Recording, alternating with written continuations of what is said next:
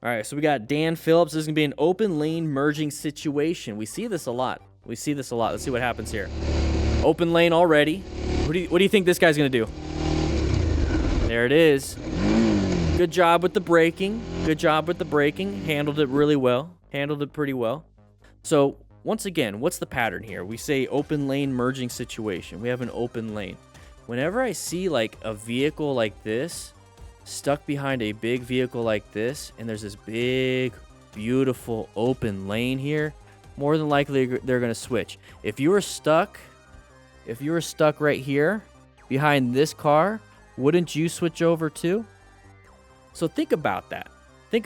When you are in the same situation, or if you were in that same situation, what would you do? More than likely, that's what they're going to do. So if you know what they're going to do because that's what you're going to do, how do you prevent yourself from colliding with them? Start thinking like that. This is going to be an orange stage situation. I see somebody here. I want to stay away from the blind spot. I'm going to anticipate. Once I'm here, I either brake or accelerate out of there. Soy LG, thank you for the donation. Sacramaniac, welcome back. Just got to watch out. So this is PJ Grant 85, progressive braking issue. So we have a progressive braking issue.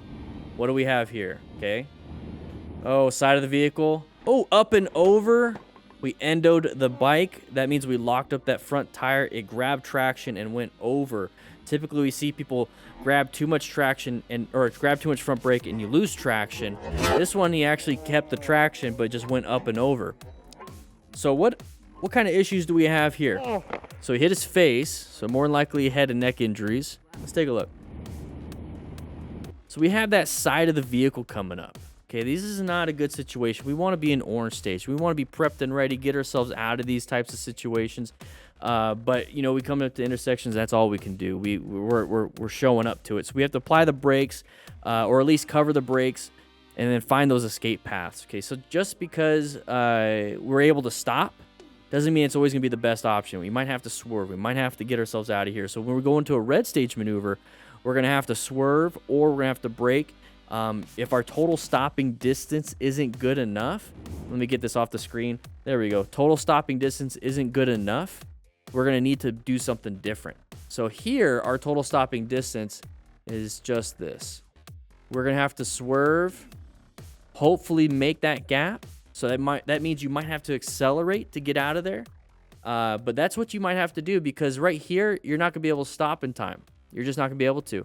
And that's kind of indicative of what happened here. He went up and over because he actually tried to apply a little bit too much front brake. Weight shifted forward, up and over. And if you notice, he's had some buddies behind him. Right there, we got a buddy behind him. So this is where hopefully that buddy behind him has a rescue pack. So you want to be able to rescue this rider. Make sure you carry what you need. Tourniquets, bleeding control. You might have to pack the wound. You might have to just be there and hold C-spine. Bunch of different issues.